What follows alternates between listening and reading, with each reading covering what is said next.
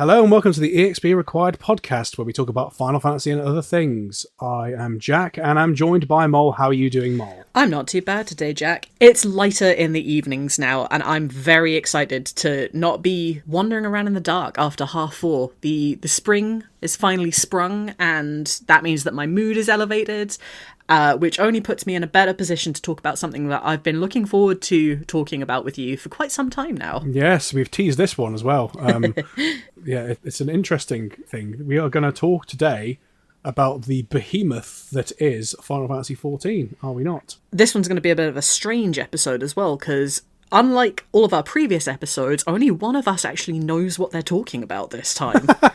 Well, I've managed to convince people I know what I'm talking about at this point, so we thought that I think the approach is going to be essentially more as a Final Fantasy XIV veteran. Oh god, yeah, I think that's probably the appropriate term with the amount of play hours I've racked up in this fucking game over the years. It's essentially going to be like the talking guru for me to teach me about Final Fantasy XIV, as I'm I'm definitely a newbie to it. I know some things, which we'll get to in a minute, but yeah, we're effectively like having a sort of like a noob learns about Final Fantasy XIV thing. So I'm sure some of you might be like that yourself, and some of you might be more like Mol is. So that'd be an interesting thing to look at, I think. For all of you noobs out there, please bear with me. I'm going to do my best to not be too technical. I'm going to try and keep this as beginner-friendly as possible, mostly because there are so many fucking terms in this game that even as a veteran, sometimes it can get a bit overwhelming. So for your sake, Jack, and for all of the other people who have never played this game before, I'm going to do my absolute utmost best to rein it in with the technicality terms.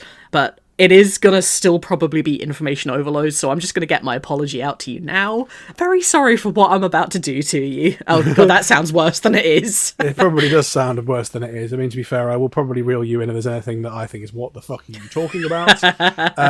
And just to actually double down a bit on the being a newbie to Final Fantasy XIV, I'm really not that experienced with MMOs either. So I think that my complete noobness with that, not complete, there's a little bit of MMO in my history. I think the fact that I'm a very innocent man when it comes to those things. You're not innocent, Jack. I know the truth. When it comes to MMOs, I am, you know. Well, if it makes you feel any better, I technically am as well. This remains the only MMO that I've ever played. Right. I've never been a Final Fantasy XI player, which is something that I do intend to change probably sometime this year. I do own on Steam the original game and all of its expansions. I just haven't had the time to get around to it. What is it? I need to ask Santa to bring me an extra 5 hours per day this year, because he didn't listen to my notes last year.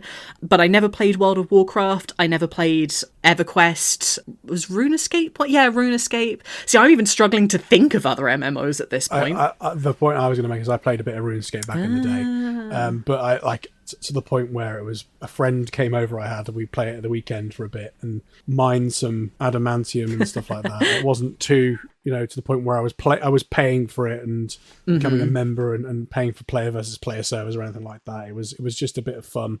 Yeah, my main exposure to MMOs 10, 15 odd years ago was my best friend was a wowhead, and whenever I went around to her house for a sleepover at the weekend, frequently she would be in the middle of raiding and would have to like run down to get the door when I knocked and then like be, "Hi, come in," and then just run away to go right back to the raid again. So at the time I thought that was insane behaviour. Now I understand it a little better, so I hate saying that. I don't want to like hack your episode too much here, no, but like I think it's interesting to look at it from that perspective, because I just said there we're going to do what we typically do, so I know nothing about that and then speak about it for hours. But RuneScape was probably the only real MMO that I had any involvement with, and I remember obviously playing it when I was like maybe 13, 14, and I had a friend in the other room playing the same game on the same server in the same place, because we had my laptop in the lounge tied in through like a really old antiquated Ethernet cable extension, because there was no Ethernet cable built into my old laptop. I had to like plug it in through some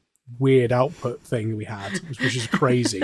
My Windows 1998 laptop in 2004, and he was playing on the main computer on the cupboard under our stairs. So we were like not actually close by to each other. I remember being like quite fascinated by that as a concept of being in the next room from someone, but still hanging around with them.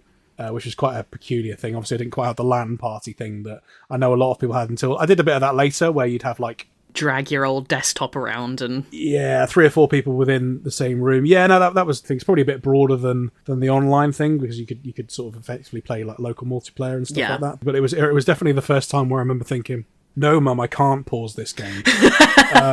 Because, like, obviously single player games, for the most part, you could pause in most places, or you could at least go, right, I'm going to be into a cutscene now, or whatever. And there was a sort of like, I can save it in a minute now, or I can leave it on before I have dinner, or whatever. Yeah. It was quite a thing. Whereas with online stuff, I remember experiencing that, which I think is sort of like, you know, a bit of a meme that now, isn't it? But it's something that's sort of like you don't really get until you've played an online game. Yeah, especially since a lot of more modern games, you're able to save wherever you want these days. You don't have to actually make it to a specific save point. I know, well, specifically with Final Fantasy, and I'm thinking of 7 with this one, you can save wherever in Remake and Rebirth, but obviously you can't do that in the original game, so to make that jump is quite strange, and I don't really know if a lot of modern games actually make you save in a specific place, but yeah, it's a very different feeling with an online game, especially when you've got other people counting on you. Yeah, totally. I mean, it's a cultural thing, I suppose, as well, because it's a social thing, you know, online gaming. Presumably, I mean, we could probably dig into in depth at some point, which is something I say all the time, I know. But there's so much to dig into, though. Something we could dig into in depth just before I do it. The culture of online gaming, like I said before, I think we talked in previous episodes about old arcade experiences and stuff like that, where gaming was very social in the moment. And I think it was Tower of Duraga, where people were leaving notes and things like that. Yes, I remember you talking about that one. Which is kind of like the proto-online thing, or the proto-social LAN party type stuff. Whereas single-player experiences on consoles and in the household were largely single-player experiences. And you talk about your unique single-player experiences. And Final Fantasy, obviously, for the most part, was, I guess, up until 11, that kind of thing. So, and obviously, culturally, it's quite interesting. As what I'm interested to learn about a little bit is how that sort of changed and how that developed from that kind of... Because I know, like, gameplay mechanics-wise, I know that Final Fantasy XII was quite similar to a lot of online games at the time in terms of its like combat system. Yeah, and being able to like set up gambits and then just leave it running. Yeah, but that's something that you necessarily isn't intrinsically linked to the social, we have to meet at this time thing of online gaming, because online gaming obviously, like nowadays, and certainly a little bit back then, but nowadays you'd have to book in a time slot and go, right, we're playing at 8 o'clock tonight because it's the same time that everyone around the world can play, or whatever, or something like that. You know, it was very much the meme I just used there of no, Mum, I can't come to dinner. It was very time focused, and we have to meet up at this time, and everyone's got to have, you know, dial up internet, or God help you if it goes down. And it's better if we do it after 6 o'clock because the phone line's going to be cheaper and stuff like that, which is really sort of like tied into the sort of culture of meeting and raiding at certain times and stuff like that, which is something I'm not that familiar with, but something I can appreciate when I speak to some boomers, let's say, that turn around and go, why can't you just pause the game, or why do you have to work like that, Grandma? Why do you have to stay and play at that time? You can play at any time. It's like, well, I don't think you quite understand. That's like turning around and saying, why can't you go to the football match at any time? It's at this time. Something that's culturally probably going to shift as time goes on, and you know, the new generation gets older or younger or whatever. Yeah, so as much as I'd love to be able to give you like a full history of what the MMO was actually like, obviously I've already said I never played Final Fantasy XI, and it's kind of important that we start with 11 with my very limited knowledge, because that did set the scene for the MMOs for Final Fantasy. Obviously, there's only 2, it's 11, and then they skipped a couple numbers, and now it's 14. 11 originally came out on the PlayStation 2, which to this day boggles my mind. The fact that you could play an MMO on the fucking PS2 is just insane. Again, this is the same friend who was a wowhead. I remember going around to her house and watching her like boot up the screen, and you had to log in with Play Online, and it was a whole thing. But the whole cultural idea of Final Fantasy XI was very different to the way that I understand it's played today, and to the way that most MMOs are played today, rather than being very free-for-all and you can log on and have quest markers and you just go here and you hand in. As I understand it, Final Fantasy XI was actually a lot more difficult in that regard. There was a lot of difficulty in traversing the actual open world design. There was a lot of player-to-player interaction, and you kind of needed to be able to talk with other people and to make friendships to be able to play the game properly, because it was an online multiplayer game, and the multiplayer was a very important aspect of it. Now, because Final Fantasy XI has been in decline, it's still open. I think they actually recently celebrated their 20th year anniversary, so the fact that it's still going is pretty cool. But as I understand it, because it isn't as popular anymore, obviously they've moved on to bigger and better things, they've introduced digital avatars that act as your party, essentially. So you don't have to play it with other people anymore, which vastly changes the way that the actual game is played. So part of the reason why I've been putting off getting into 11 for a really long time is because I know I'm not going to get that original feeling, and I don't think we'll ever probably see its like again. I know people who did play 11 in its heyday, and they say that it's just so different to anything that's on the market now. You just do not get that kind of experience anymore, which is a shame. It's interesting. Yeah, I've definitely got some things to jump in on. That's all right.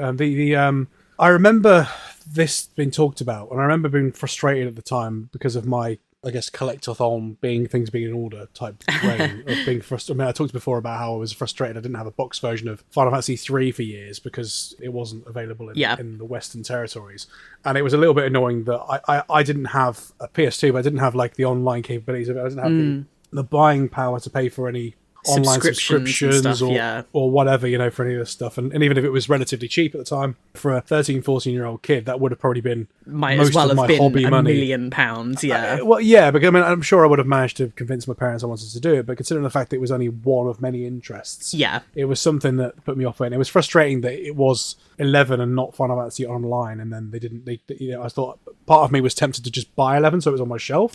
I never did it. I remember going around a friend of a friend's house who seemed to have every game ever. I remember like going into his room, and he had this sort of boxed in desk area, and there was like shelves upon shelves in front of him, and he had quite high ceilings as well, and everything was just like PS2 game after PS2 game, and there's all these online games and stuff, and it was like, this is crazy. And I remember seeing the blue online logo on Final Fantasy XI. I'm thinking, wow, and that guy didn't even play it. I think he was just like collecting, just showing off at that point. Well, I think he was one of those kids that I think he was an only child, and he had like his parents sort of like gave him lots of money, and it was kind of his thing, like to make friends with other kids. It was like come around my house and play games. He's one of those kids. I think it's the only time I've actually seen Final Fantasy XI in the flesh as an actual disc on PS2. Yeah, discs. Remember those? But of course, at this time as well, you mentioned Play Online there, which is obviously Squaresoft's online server. The bane of any Final Fantasy strategy guide. Yeah, it was the thing that they were trying to push back in the early days. I mean, I can understand them trying to push it. Of course, at this time, where games media, obviously, I'm being exposed to, at this time, magazines, but then are like pushing more into sort of like GameSpot and, IGN and stuff like that, where this was pre-YouTube, where you'd see little trailers on GameSpot and stuff like that were linked on there. Yeah. That was the only place to really see this kind of thing. And, this was before the days of even being able to see people's home movies and stuff like that they'd uploaded to, say YouTube and things like that. So you would get sort of people talking about Final Fantasy XI on these magazine shows and on GameSpot and on IGN, things like that, where essentially you'd be like, well, this has been pushed as kind of the new thing, but it felt like a sort of like thing that I couldn't be part of because of that lack of buying power. It felt like the cutting edge, but it also at the same time felt like a lot of other people were also in my boat, even maybe some of the older gamers at the time, maybe even people my age now then, were thinking, I'm not really bothered about online because it might be a fad, and still to this day, there's obviously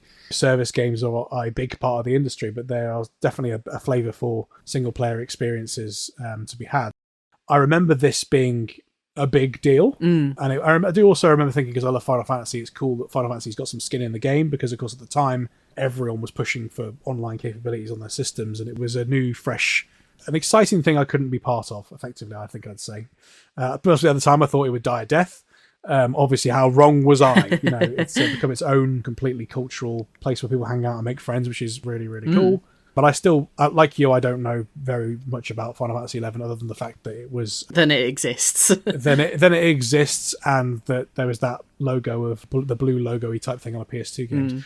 Just to jump on that thing as well, the lost media aspect of stuff. I know from hearing about certain games which had like an online capability to them, so like there were people that were jumping on the, for want of a better term, fad or the bandwagon or whatever. I know that a couple of the Metal Gear Solid games had online. Did they? I didn't know that. So Metal Gear Solid 2 and 3 had an extra disc that was released later. One was Subsistence and one was something else. I don't know off the top of my head.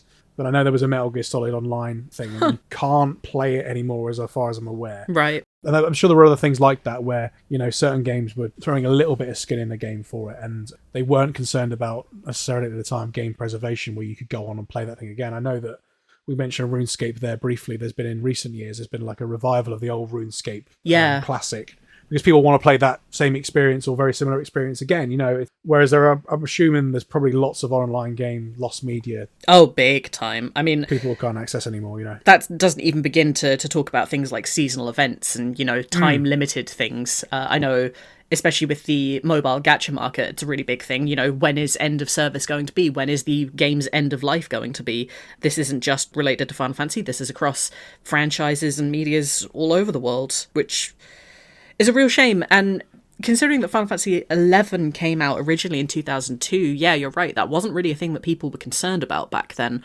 Knowing now that even physical media does degrade, I think preservation is something that's more and more important every single day. So everyone who's ever captured footage, thank you, keep doing it, keep that shit in the vault for if your original videos have ever been taken down, because at some point someone will want that footage, I promise you. Definitely. It's a good way to tell a story of that time as well, because of course if you read something in a magazine, I mean, as much as I do love reading magazines, it kind of only get like a facsimile of someone's opinion of something, especially if you haven't got a screenshot. Yeah. You can hear someone explaining what an event was like, or what an online event was like. But then it becomes sort of covered in myth and second opinions and stuff like that. If you've actually got a video where you can look at it, you can then make your own interpretation, which is why, you know, preservation of this stuff and capturing footage is, like I say, even if it's really crap quality, if it's been from 2003 or 4, then it is worth its weight in gold, you know? So Lost Media is a fantastic angle to start this off on, I think, because we've not actually spoken about Final Fantasy XIV yet.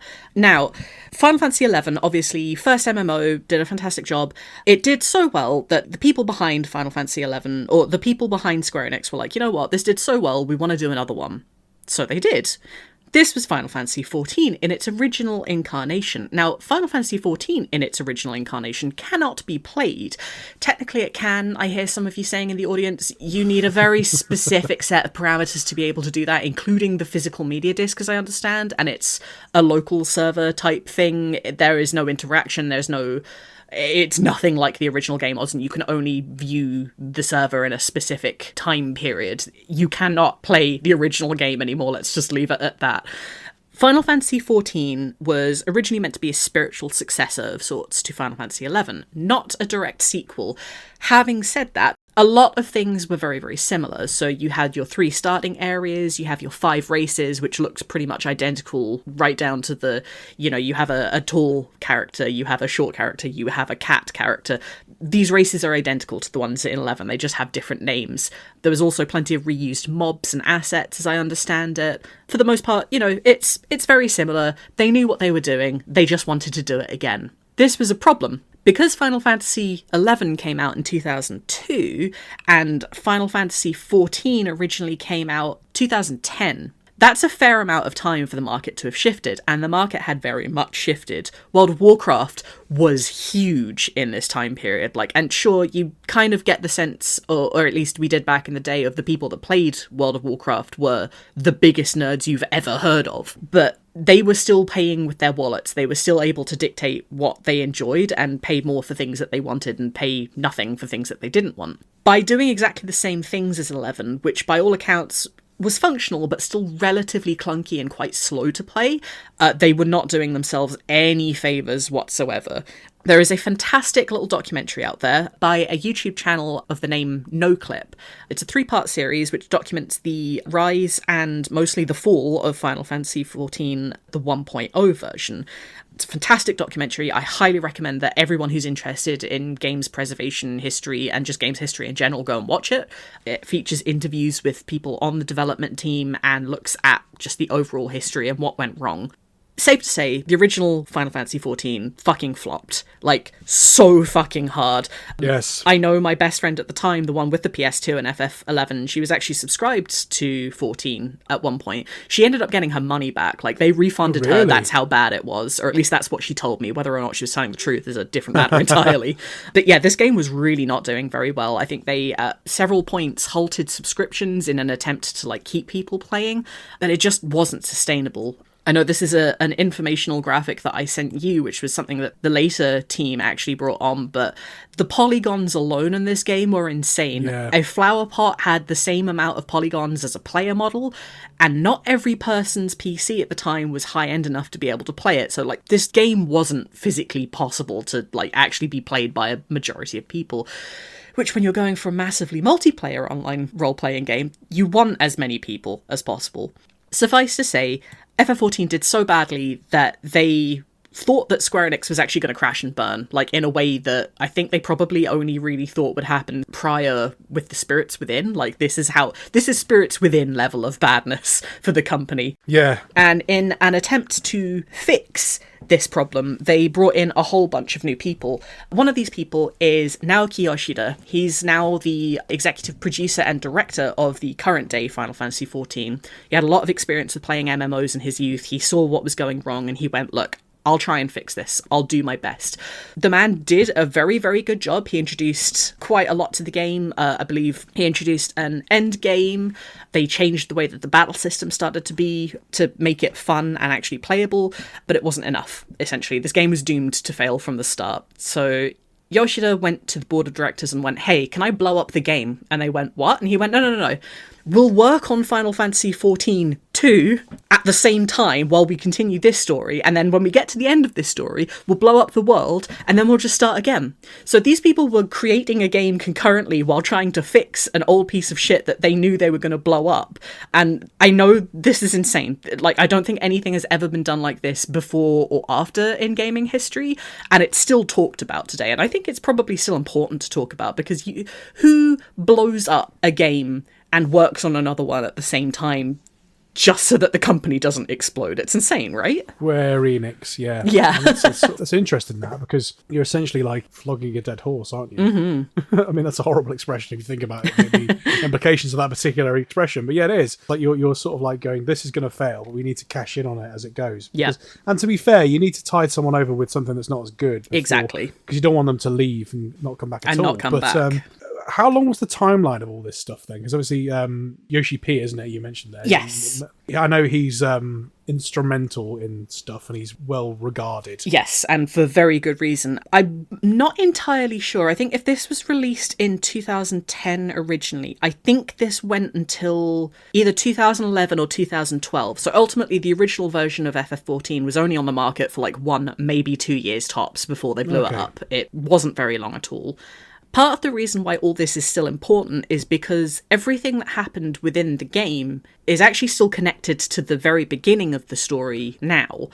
The way that Final Fantasy XIV starts, and I'm talking about the current day version now, is it's been 5 years since the world essentially blew up, and they talk about those events as if they are very important, because they are very important. You know, we do remembrance ceremonies for the people that we lost. We remember specifically all of the people that died in the big battle where the moon exploded and a giant dragon came out and fucking nuked the world. Oh yeah, by the way, the moon explodes. Like, I wasn't kidding when I said that they nuked the world. This is a thing that they actually brought the moon down, they cracked it open, Bahamut flew out and cast fuck you on everything around. But just a question on that then, because you mentioned about people capturing footage. Does footage of that exist? Footage technically does exist. It's a strange way of doing it. So everybody saw Bahamut nuking the world because it was released as a cutscene. The servers ended before the moon actually cracks open, but the cutscene is fully available. It's actually on YouTube as, it's called End of an Era, and it has the very famous track Answers, as sung by Susan Calloway. It's kind of like, oh wow. I think most people, if they've seen any video footage from Final Fantasy XIV, they've probably seen bits and pieces of this. That's how iconic it is. So I think that was actually one of the videos that I sent you. Did you get a chance to watch that one at all? Yeah, no, I have seen that video. Yeah, what do you think? So interesting, because I've heard that song before. I think from listening to Distant Worlds, potentially. Yes. That's probably one of the things, but I didn't quite understand the significance of it from a sort of cultural fan base perspective. But from the looks of it, like, I mean, that looks incredibly sexy for a cutscene from 2012. And it's a ballsy move to effectively nuke your world. I mean, obviously, I think the impression you've given there is that the characters within the world and the different alliances or whatever still exist afterwards. It's not a completely different world. Yes. Like, they just completely, reinvented it like what they normally do with Final Fantasy. They've essentially created two versions of the world. They've almost done what they did in Final Fantasy VI, where they've had that. That's a really good point. I never thought of it like that. Jesus Christ, you're coming out here with the truths now. Jesus. Yeah. Well, I'm good at linking stuff, aren't I? But no, I think it's good to sort of. It probably seemed like the best approach to do, because what you're sort of describing to me there is Yoshi P's approach is to go, let's make it canon within the game's world that the world's ended. Yeah. So it's almost like you keep people that are interested in the through-line story on board. Mm-hmm.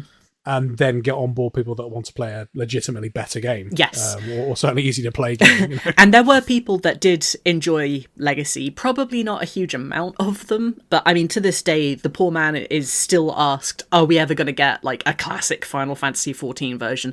And Yoshida's response over the years has been to just go, I'm not fucking doing it, which no one can really blame him for except the people asking. So stop asking. We're not fucking getting it. It sucked and he blew it up for a reason. It is very interesting how this worked, though, because it seems like obviously Final Fantasy XIV, I guess, A Realm Reborn onwards, I certainly know has been very successful without being really invested in the plot or the game or anything like that. But it's interesting that other media, again, my usual thing of talking about Star Wars obviously had The Last Jedi, which was a very polarizing film. Mm-hmm. I liked The Last Jedi, don't at me. Had its problems, but at the same time, it was essentially a different interpretation of the Star Wars world, or universe, should we say, galaxy, whatever. And then what they kind of did with the next movie is they didn't quite nuke the world, but they certainly nuked what they did with The Last Jedi. Yes. And there was lots of changes where they made references to things that happened within The Last Jedi, almost like as a sort of meta thing, you know. Luke Skywalker, don't disrespect my lightsaber, that he did in the last film. So there was a few things like that, but that didn't quite work the same way. No. So the fact that they've actually almost made a meta self-reference of, we realise we fucked up here, but also made it work within the world's story and made it successful is quite remarkable, really, I think. Yeah, especially since, as I understand it, A Realm Reborn, which was the successor, current version, whatever you want to call it, A Realm Reborn had a relatively rocky start to begin with as well. Like, it released, but not without its issues. There were connection issues, I think because so many people had bought into the hype and were so excited to see what this new version was going to be like. The servers got overloaded. I think there was emergency maintenance, I want to say probably about 60 to 70% of the time of like the first couple weeks that the new servers went up. Like, it wasn't smooth sailing right at the very beginning. Yoshida had to put in a lot of work to really build the trust, not just within the company, but with the fans as well, who had obviously, and rightly so, felt burned by Square Enix. But, you know, fair play to them. They fucking stabilized the ship and it is still going today. I actually looked up stats just to compare it to other online games to see how well it was doing. MMO-population.com have ranked them as being 5th out of 142 MMOs, just population-wise. I don't know what their statistics are because, as far as I'm aware, Square Enix has never officially released any numbers, but doing a little bit of extra poking around, it kind of seems like, on average, there is 1.5 million daily players, and there's about 69 million total players. This is including current statistics, so this is probably not at all what it was like in the beginning, but, you know, they've obviously done a very, very good job for themselves. Yeah, so what you said, that was 6th out of total MMOs. It's like 5th, yeah. 5th most popular. Okay. Do you know the top 4? I do. So number 4 is Diablo 4. Number 3 is Roblox. Number 2 is Baldur's Gate 3, which I wouldn't call an MMO, but, you know, pop off, I suppose. And number 1 is, of course, World of Warcraft. Yes, of course. It's interesting it's that high, though, isn't it? I didn't realise it was that successful. Yeah. Obviously, I knew it was successful.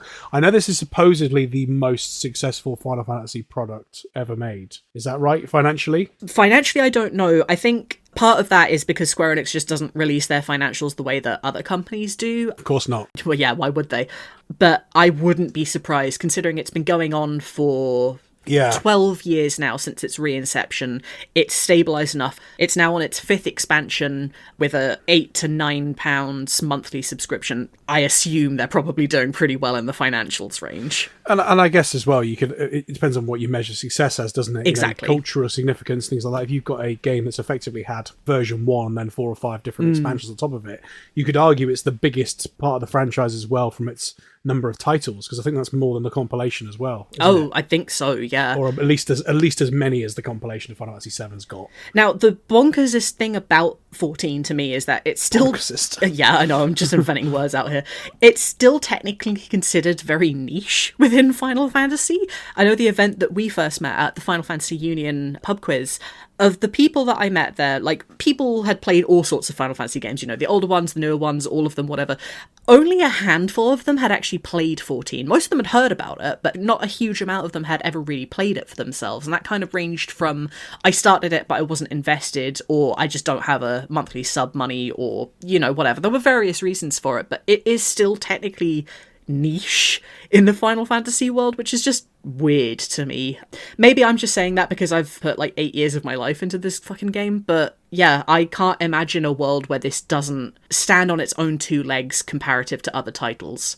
It's interesting that you mentioned that quiz there, because of course I met a few people at that quiz who were proper Final Fantasy XIV heads, for want of a better term, and the team I was on the first time, the knowledge I could offer was for the older, the 7 and 8s and 9s and 10s, and the people on that table knew pretty much nothing about those games. Right, okay. For the most part. So to me, my perspective on what you just said there was that mostly the people that were into 14 were into just 14. Were really into just 14. Right. And I don't think that's universal. I know there are people that are into certain titles in the series, but it's interesting that, I wouldn't say divide's the right word, but it's quite fascinating that you've probably got a whole lot of Final Fantasy fans that just like 14 and just like online games, which is interesting to consider that the overlap might be quite tricky to sort of... broad, and I obviously suppose. you're someone that's probably, well, clearly likes all of them. I'm not someone that necessarily would shy away from playing something like this. I know I've joked in the past about the fact that I don't play online games because otherwise I'd have no time. Yeah. But a lot of that's because of accessibility in terms of understanding the story. Yes. Something like this is really good to me because it actually, like, if you can explain that you can just dip in and how I can just dip into things, it makes me feel a little bit better about stuff. Yeah. So I guess that's part of the mission here, isn't it? But also at the same time, like... join us, Jack. It is fascinating, isn't it, that something is such a big part of the franchise is not as spoken about as, say, Final Fantasy VII or Final Fantasy VIII or maybe Final Fantasy IX. It's like, I don't get the same sort of impression that people really harp on about it like you've been doing just now, to the same degree that they would go, oh my god, what does this 8 nanoseconds of a trailer mean for Final Fantasy Rebirth? There's not quite... I'm assuming that exists. Oh, absolutely. But I don't think it's quite as loud as, say, Final Fantasy VII is. You know? I think it also very much depends on who you're surrounding yourself with. Yeah, true. But yeah, no, it's a good point that you bring that up. Within the game itself, I've met a few people who, like us, have very much been players of Final Fantasy throughout the years, but I've also met people who have only played Final Fantasy XIV. I introduced one of my very close friends into 14. She has no interest in any other Final Fantasy game. I won't push for her to experience them. I think she should, but that's a different story altogether. But it meant that she had a very different view and experience with 14 that everyone else did. Now, this is partly because Yoshida and probably lots of other people on the team as well are big Final Fantasy fans. I think Yoshi P himself has actually described Final Fantasy XIV as something of a Final Fantasy theme park. There are lots of references in this game, and some of them are very, very subtle. Some of them are completely in your face. This is not just a throwback. This is, I've stolen this wholeheartedly and I'm showing it to you. But people who know this history are going to get these references. Like, there are so many little things that I've been like, they said it, they said the line, I know exactly where that comes from. And then meanwhile, my friend that I'd gotten into has no point of reference whatsoever, is like, I'm not enjoying this because I know these are references and they're going over my head completely. Okay, that's really interesting, because I just, having watched that trailer / ending the world Bahamut thing, obviously Bahamut's there. Yes. A lot of the graphics are very Final Fantasy. I think there was Magitech armor there as well. I know that within the world of certainly Realm Reborn, that Triple Triad is a big part of it, and there are certainly nods to, I think we talked about Ultros in the past being in Final Fantasy XIV. There's lots of kind of like, hey, look at this. And I think the comparison I made with Star Wars, or modern Star Wars there, was quite good. That they'll often reference random bits from the older films and different like outfits and stuff like that. So it feels like, from what I can see, that Final Fantasy XIV is kind of a celebration of the franchise as a whole. Pretty much. It's a really good way of saying it, yeah. But it is interesting how deep that goes and how there may be people that feel like they're not being involved in it if they have to know that lore. Yeah. I will say there are definitely parts where it can be very, very subtle and you won't realise it, that you're missing out on a reference if you haven't played prior games before. And in those instances, I think it really works incredibly well. I do, however, think that some of the throwbacks and homages, shall we say, are a little bit too in your face. There's plenty of content, and we can talk about all the different kinds of content in a little while, but there are multiple, I guess, crossover things within the game. So there's content in which they introduced Nier Automata, there's content in which they introduced Final Fantasy Tactics, I think there's stuff where they've referenced Final Fantasy VIII, Omega Weapon and Shinryu, so, you know, the FF5 continual thing, there's Gilgamesh.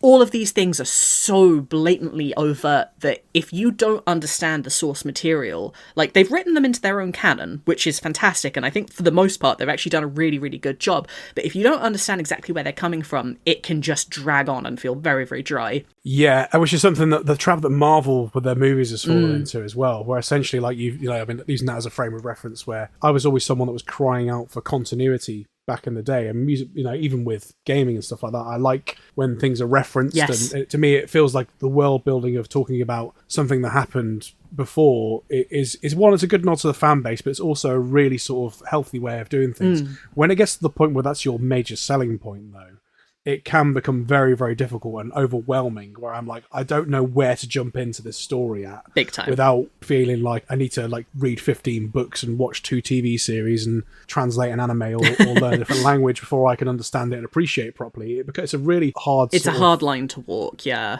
I think probably the biggest offender, I want to say, in this one is actually the Final Fantasy Tactics one. Now, like, obviously, I love Tactics. I think it is an absolutely fantastic game. They got Matsuno in to work on the plotline. You know, it's very in line with everything that he's done before. And again, it works within the actual canon itself.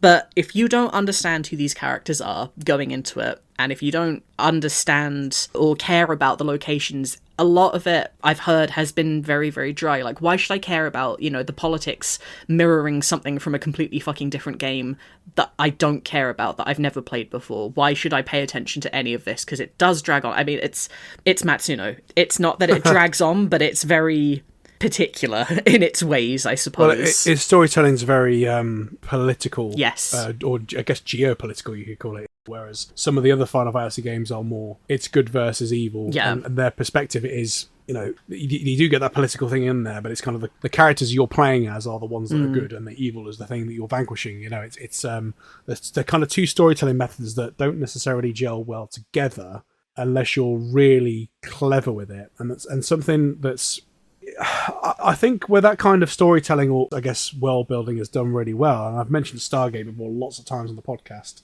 you throw in lines that are kind of references for the hardcore fans, but you don't make that the main focus, which is when I think it's done the best. Where if you, for example, make it so that the extra canon book that's written, or even, you know, the gameplay that's put in, is something that could feasibly happen, that you don't overtly say that could never have happened. Yes. Then that is the best way to do it, because you turn around and, for example, if you have like they do it all the time in, again, Stargate as an example, because it's the best frame of reference I've got. There was an episode where one of the actors couldn't be in the episode because I think they were on maternity leave or something, but they had another commitment. But the last episode they were in, they'd gone off and done they'd been on an alternate reality, and they, at the beginning of the episode, because the character's not in it, they went, oh, she's off telling the president about her experience in the last episode. Okay. Now, anyone that understands TV and that person's schedule will know that they are just coming up with a reason why she's not there.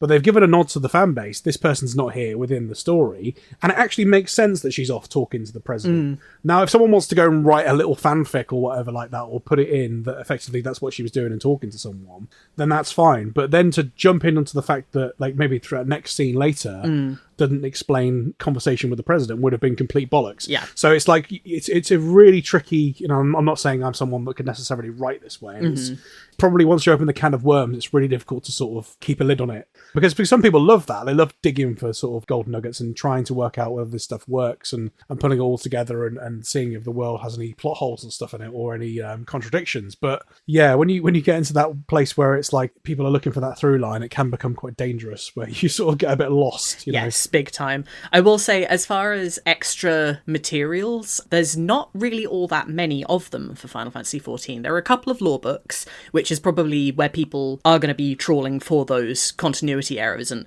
boy, they are in there. I think the biggest ones that I can remember from the very first ones is that they got a few characters' ages wrong throughout the book. So, like, at one point, someone is, like, 26, and then on a different page, they're 28, and it's like, all right, well, what the fuck's the truth then?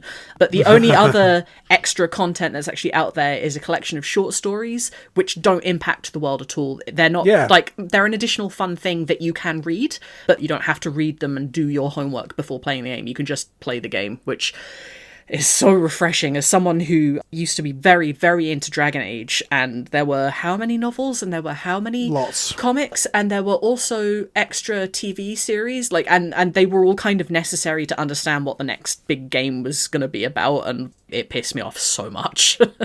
When it becomes a necessity that you need to have followed it to understand something, it does become very overwhelming. And effectively you create either a fan base that, well, you're catering to the hardcore then at that point, where all they'll do is they'll look for every single avenue. And if you've got enough people that are jumping on that works. But if you want to capture, I guess, the casual fan's perspective on something, then, you know, I mean, look at we've obviously not done Rebirth yet, but from what I understand, and certainly in the Final Fantasy remake, the first Final Fantasy VII remake project, there are obviously lots of extra bits in that I guess sort of nods to the people that have played the original game and stuff like that. Yeah. I mean, actually, that project kind of is based around that. It's kind of a retelling and a nostalgia trip for that kind of thing. There's obviously different continuities and little plot holes with the compilation, and then they've sort of tried a fine line with that. But that's kind of the whole nature of that project, isn't it? Is to be a sort of like, you know... It's a nod to the old fans. Exactly, a nod to the old fans. Obviously, the culture around it is people like analysing trailers, what's going to happen to this character, what's going to happen to that character, what are they going to do with this character in here to make them more modern. So I think that's part of the appeal of those games. Whereas with 14, I guess because of its history and stuff like that, where it started off as an MMO for Square and then it reinvented itself into this completely new world that had a fan base of, you know, Final Fantasy heads from years ago, but also online heads from recent times. I mean, has that stuff we've talked about there, has that created a notable drop-off in player bases or anything like that? Or is it just something that annoys people? I'm not really too sure that it's something that actually registers, at least not for me. The most part that I see people dropping off is usually when there is a lack of content and they're all caught up. There's nothing to do, so they'll go and do other things, really. Right, okay, that's cool. I think knowing that it's for the foreseeable future, it's always going to be there and that you can always come back to it is definitely a very big positive in the game's books. I know at one point Yoshi P even himself said, like, if you're done with the game, go play other games. Like, come back to it when you want to come back to it, but we don't want to just keep you here forever. We want you to go and have a full gaming experience, which is surprisingly cool of him. You don't really hear a lot of people in development positions saying, you know, you're done with my game. Yeah, go play other things now. Go outside with climb up trees kids. Yeah, pretty much.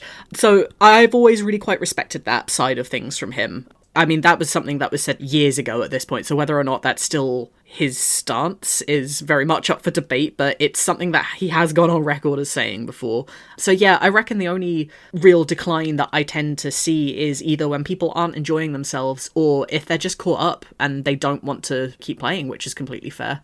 So I think now's probably a good time to talk a little bit about what the actual game is like now. So obviously it's an MMO, so there's solo stuff that you can do. There's, you know, quests you can collect and a story that you can follow. And in true Final Fantasy settings, it's very high fantasy. There's magic, there's political threats, there's dragons, and, you know, a world-ending force that you have to be the person. You save the world. It's a Final Fantasy game. You kill God and save the world, and you're the strongest person ever. Like, it doesn't get more Final Fantasy than that, but there is plenty of other stuff to do in this game. So obviously there's dungeons and battle content that you can do, and I believe there are 21 classes, technically 22, one of them you can't bring into every piece of content, but, you know, there's a lot of old classic jobs that you can play as. You can have your sword and shield, you can be a healer, you can fucking cast explode everything in the room if you really truly want to, and most of the battle classes are actually based off of old historic Final Fantasy jobs, which is really cool. So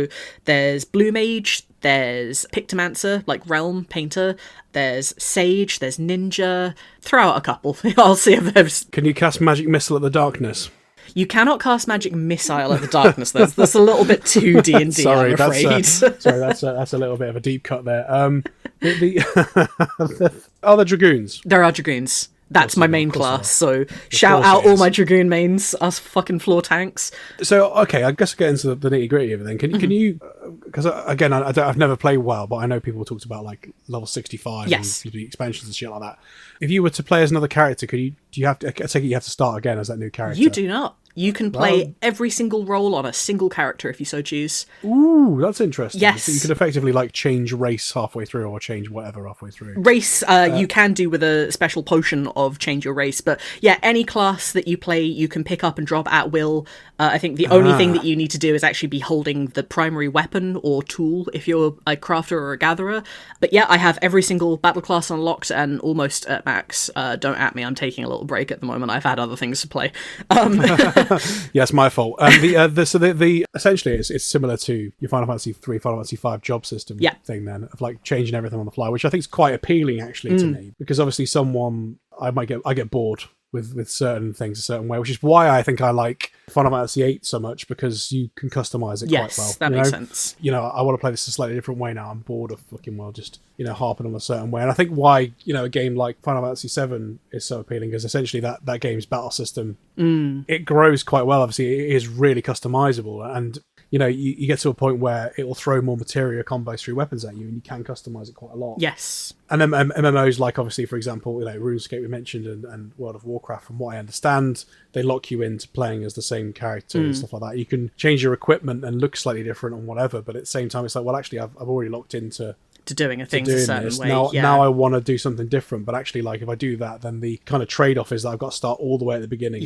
Well, so actually, I've been able to sort of go, you know what, I fancy changing my class now. That probably makes me want to play it a bit more than otherwise, I think. That's fair. I will say, just to temper your expectations, obviously you do have to level everything from nothing, and the roles themselves are relatively rigid. There is no, every single Dragoon has exactly the same Dragoon rotation. There's no real, changing of the abilities. Having said that, you don't get everything unlocked right at the very beginning, so you'll have your 0 to 50, which was the original game cycle, and you'll learn how to play it then. And then with the next expansion, that takes you up to level 60, because we do 10 levels at a time. They'll add in a few different abilities and change the rotation slightly, so you'll have to slightly tweak the way that you play, and then with the next 10 levels there'll be additional buttons. So essentially the kit that you're given at the beginning of the game, or the end of the beginning of the game, that's a weird way to phrase that, isn't the complete battle experience. You'll have to keep going and keep learning, and then if you really, really want to, and this isn't for everybody, it's certainly not for me, you can really fine-tune exactly the way you play to maximize your damage output, and then you can go into the hardcore battle content and fuck up 7 other people's days when you ruin something.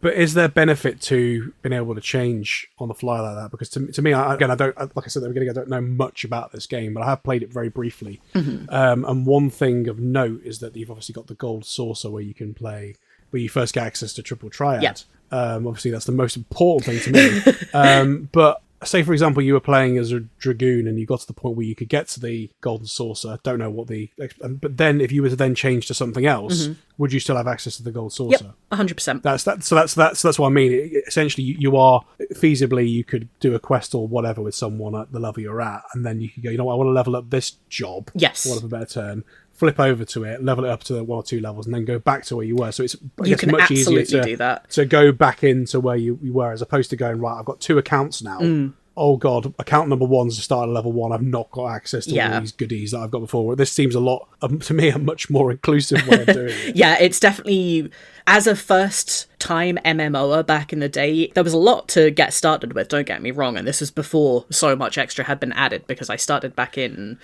2017, I think. So yeah, things have obviously changed and been improved quite severely since I first started, but it was still relatively easy to dip my toes into and get to grips with, which I very, very much appreciated, because I, like you, was quite preemptively overwhelmed with the amount of shit there was to do. And again, this was 7-8 years ago, so... Yeah, it's nice to be able to revert in games, and one thing where I played Final Fantasy XIII recently, and obviously you've got the Crystarium, where you essentially, you can't backtrack on what that is. You can't reset it. Yeah. You know what I mean? Whereas like also played Stellar Blade recently, and then some of the expansion items in that game you can reset. So at the beginning you're given this massive sort of smorgasbord of stuff you can do, and you're like, I have no idea how much of a benefit this is to me. And when you get to the point where you start fighting bosses where you have to have a certain, or it's easier if you have a certain amount of skills in one area, parrying or whatever, you can go, actually, I can reset this and then just focus on the parrying element of it and customize that way, which is, I think, like I say, appeals to me. You could obviously do that with the junction system in Final Fantasy VIII and stuff like that. So I think that's really good that they've done that, because you're kind of like, you're pleasing everyone there, aren't you, really? Yeah. Because you can, if you feasibly, you want to sit there and you want to just be the world's greatest black mage, right? You could become the world's greatest black mage, and you're really happy, and you can go off and call yourself Lulu Viv or whatever and be like, look at me. I love that. I've got a flipping big staff and I'm going to walk around and cast magic missile of the darkness or whatever. Or if you're more like me, where you're like, you know what, I'm a bit bored of being Lulu Viv today. I'm going to be, I don't know, Squall Lightning or something. I'm going to flipping do that. You know, so, it's a flipping win-win for everyone. He's a bit of a clever man, Yoshi P, isn't he? He is. He's a cool looking dude. He's a very cool looking dude. The man has got insane drip, actually. Like, if you've ever watched even like 3 minutes of a fucking live ladder, this man has got like his fingers are ringed to the heavens. He's always got a cool jacket and a necklace or something on. Like, he knows what he's about. I can appreciate it. Good man. Right, I think that might be a good place to take a little break then. And when we come back, we can actually talk about the personnel a bit more in detail if you'd like. I would love to. I'll see you in a bit then. Wonderful. Sure are. Okay, that was a fun break. I had a good break. Did you have a good break, Mol? I had a wonderful break, Jack. Thank you for asking. Best break ever. Right, okay, so what do we want to talk about now? So I think we're actually going to take a little step back from the universe itself. I mentioned before that we were talking a little bit about Naoki Yoshida, Yoshi P, and I reckon if we talk a little bit about the personnel, because the people behind the game are actually pretty cool people. Right. Obviously, Yoshi P cannot be overstated. Just the fingers that he's had in pies over the years. He's credited as both the director and the producer on Final Fantasy XIV, and I know that he's said previously, I think on multiple times, that it's bloody exhausting. I can only imagine just how tiring being a director or a producer could be. To have both of those titles held at any one given time must be a fucking nightmare, so the man has my eternal respect for that alone. But I was looking at other things that he'd been working on, and he's actually not been involved in a huge amount of stuff. I think he entered the game's development side of stuff in the late 90s, but as far as his credits on, at the very least, Wikipedia go, he isn't actually credited with a huge amount of stuff yet, or at least not prior to Final Fantasy XIV. The biggest thing that he is actually credited on is as the director of a couple of Dragon Quest games. Awesome. Now, I don't know about you, I've never actually played any Dragon Quest games. It's not fair to say I've played one, because I think Dragon Quest VIII on PS2, and I think I played the first 10 minutes. Mm-hmm. That's as far as my Dragon Quest knowledge goes, other than the fact that there's those blue blobs, and I know that some of the artwork slimes, is... yeah. Yeah, the artwork is Akira Toriyama on some of them as well. Of course, that's all yeah. I really know. Because that's my link. My tenuous link is to Dragon Ball Z, of course. That's really it. I've played the 8th one. Like, I think I just played the game, opened up and saved it. I don't remember anything about it other than the fact I had it platinum version of the game. I don't think it's on my shelf. Oh, it is. Yes. Dragon Quest, The Journey of the Cursed King is right there. Sticking out like a sore thumb, and there's a platinum game. That's fantastic. I would love to get around to playing a Dragon Quest one day. He wasn't, as far as I'm aware, involved in like the main series titles. I think it was a spin-off. Dragon Quest Swords, apparently, he was on, whatever the fuck that and is. Dragon Quest Monster Battle Road series. I've never heard of that either. Oh my god. But I'm just going to point out now, and I'm going to invoke it, because normally you do. According to this, he has special thanks on Kingsglaive Final Fantasy XV. Beautiful. Beautiful. That's all I need to know. Special thanks. Thanks for getting us through it. I reckon he brought everyone biscuits while they were making it. That's my headcanon. Wonderful. The next time that I meet him, I'll be sure to ask him. But yeah, as far as I understand it, in Square Enix proper, he was something of a stray producer. He was just a guy floating around, wanted to work on certain things, and it was kind of not really by chance. I think he asked specifically for the chance to work on 14, but he didn't really have any prior experience in the roles that he had or has now, not to the same extent anyway. I think primarily Yoshi P was actually more of a gamer. He's invoked the name of, like, Ultima Online, Warhammer Online, EverQuest, shit like that. So, like, you know, the man's been around playing games for a very long time, which is kind of... Exactly, which is why he's so good at what he does and why he was able to take helm of the project so well, because he knew what he wanted from a game. As a gamer, he knew what he would want, and funnily enough, other people wanted that too. Who'd have guessed, right? Yeah, I'm just looking at that list. Sorry to hijack this now. Apparently he worked on a game called Nude. He had special thanks on a game called Nude, which is Natural Ultimate Digital Experiment, which is a life simulation video game on the Xbox. Player assumes the role of a tester for a new product of female humanoid robot. You know what? I'm not going to ask him about Kingslave. I'm going to ask him about that the next time I see him. I think I'm going to buy that on eBay because that looks fun. Game incorporates the Xbox's internal clock to track time, which influences gameplay in certain ways. Wow. Japan only, though, on Xbox. Which is the first. I'm sure there'll be an English patch. I did not realise there was a Japan-exclusive Xbox title. That blows my mind. We're all learning things today. Thanks, Yoshi P. I'm going to dig into that one at some point. Now, after Final Fantasy XIV, obviously it's still ongoing, but there is technically an after. There is one other game that we've both played that he has worked on. Can you name that one for me, Jack? Is it Final Fantasy XVI, Mol? Yay! Yes, so he abandoned the director title for Final Fantasy XVI and went in as the producer. Now, Yoshi P was, like, you know, the face of Final Fantasy XVI while it was still being produced. There were lots of interviews, and he was kind of the hype man before it was released. Before that was handed over to someone else in the UK. Anyway, carry on. Hype man.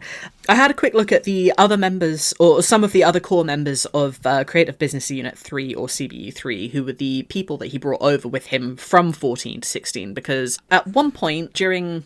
I think this was probably in the lead up to Endwalker. They were working on 16 at the same time.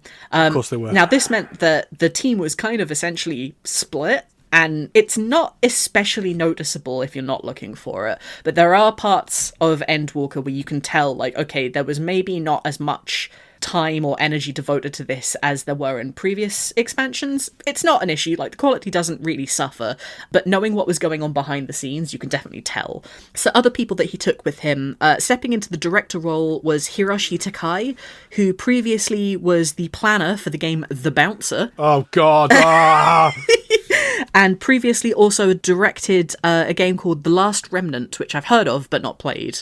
Correct. What do you know of these games, Jack? It sounds like you're familiar. The Bouncer co-directed. So The Last Remnant. I don't really know anything about The Last Remnant other than this title. It's one of those titles that I recognise, but I couldn't tell you anything about it. Yeah, it's one of those sort of like 360 era games, isn't it? I think it's one of those things that sort of flew under the radar a bit, from what I understand. I don't know much about it, so I won't really pass comment on The Last Remnant. Fair enough. The Bouncer.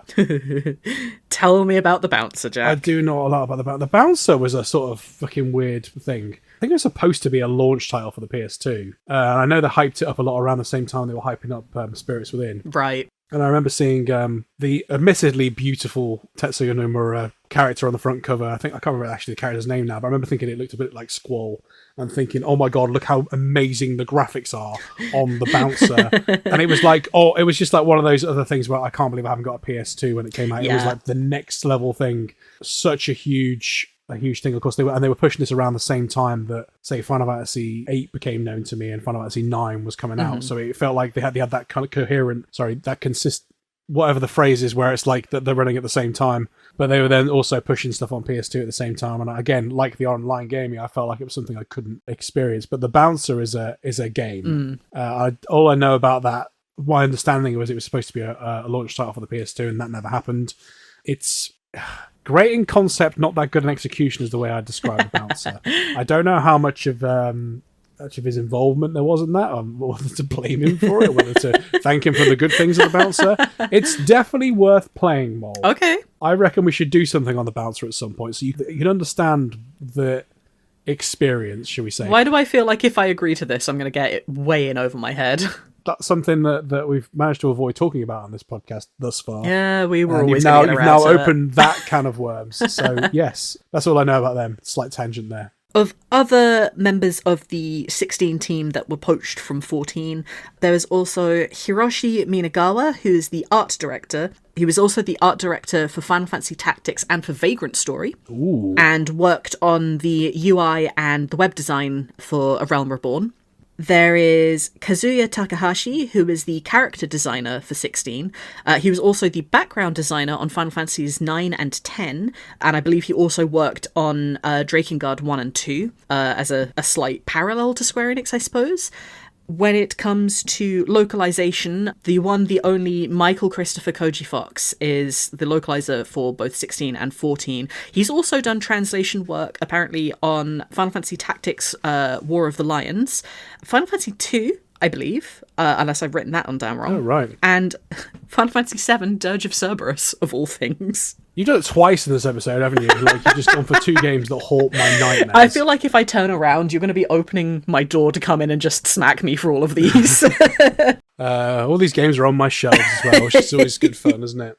When it comes to the screenwriter, there's Kazutoyo Maehiro, who also previously worked on Tactics and Vagrant Story as the event planner and map designer, respectively.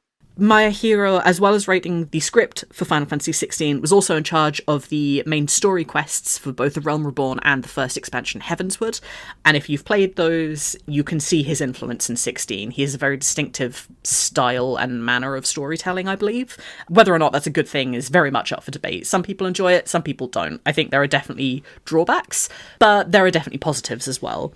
When it comes to gameplay, of course, this person isn't from CBU3's team originally, but Ryota Suzuki, who came from Capcom. He also worked on the combat system, I believe, for DMC4 and DMC5, and he's also credited with work on Monster Hunter 4 and Monster Hunter World, as well as Monster Hunter Iceborne, so we're getting in all of the references today.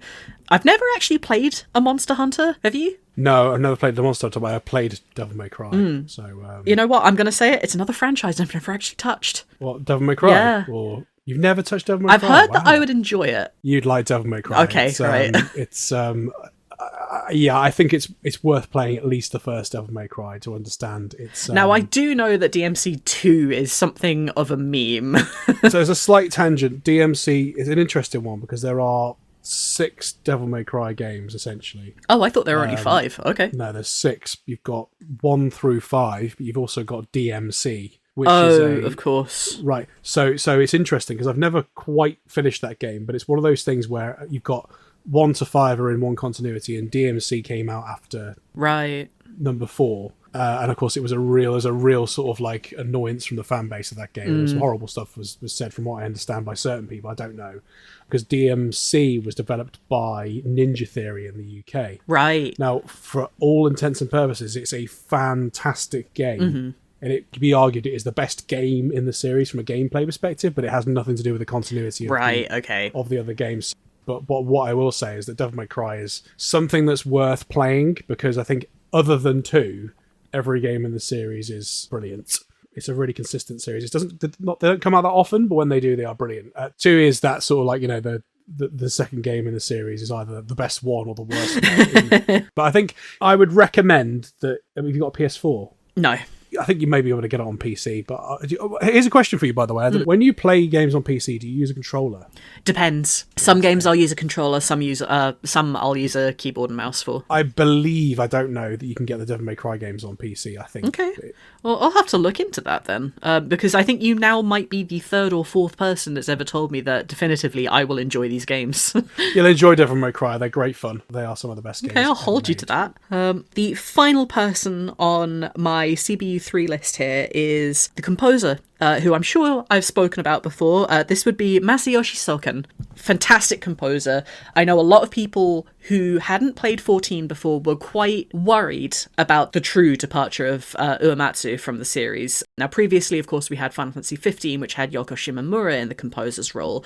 I don't remember that much fuss being kicked up about her, like, stepping into the role, but I think that was probably because we knew her as the Kingdom Hearts. Kingdom Hearts and Street Fighter as well. Yeah. I mean, she's a veteran, I think, is the fair way to put it. Yeah, that's a good point, actually. She's been around for a long time, hasn't she? I mean, comparatively, Sulkin doesn't really have all that much to his name.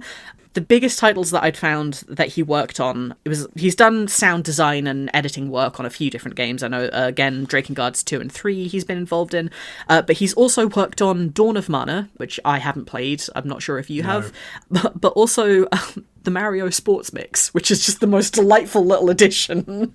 Just to point out, Dawn of Mana looks amazing. It does, doesn't it? It just looks... I mean, Of Mana, the flipping series, are really hard to get into, but like I've always wanted to play one of them, but it looks so pretty, that game. Well, that will be the one if you want to hear Sulkin's work, I suppose.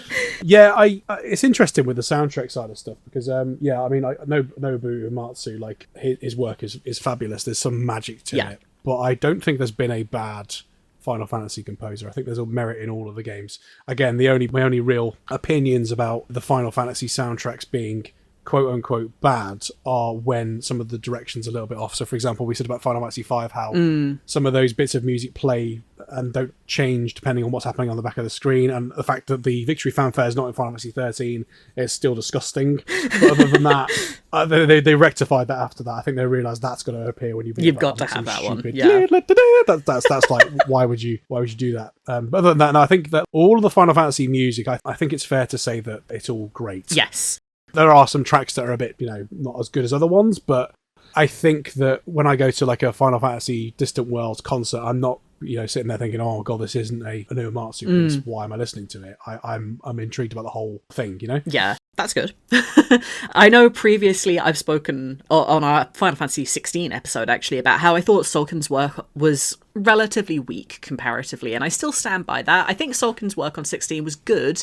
It's just very orchestral the whole way through. I would highly recommend giving the 14 soundtrack a listen to, and god, there's a lot of it. If you want recommendations in a particular style, just ask. But he isn't afraid to get so much more experimental, and there's a lot more variation between tracks. He's also really, really good at rearranging Uematsu original pieces of work. Because this is such a throwback and homage game, there's plenty of little crossovers and stuff where you get to hear original pieces of music but dolled up, and some of them are so fucking good, Jack. Like, they are insanely good. His rendition of the Ultimecia battle theme, the 4th phase. The Extreme. Yes, the Extreme. It's so good. I'll send that one to you later. Apparently, his favourite band's Rage Against the Machine. Fuck so yes. I'm sold. He's a really cool dude. Yeah, he does looks it. Like No, he's fucking incredible. I know, just like Uematsu before him, he and a couple of other members of the music studio have actually banded together to create a band that they've called the Primals, which is the in-universe name for summon monsters. And they rock, simply put. It's really cool to see them performing at fan fests, and they put out like little music videos. It's just really fun to watch them having fun. Definitely need to do a soundtrack episode at some point. I would love that. We need to get a musical guest on for that, I think, though.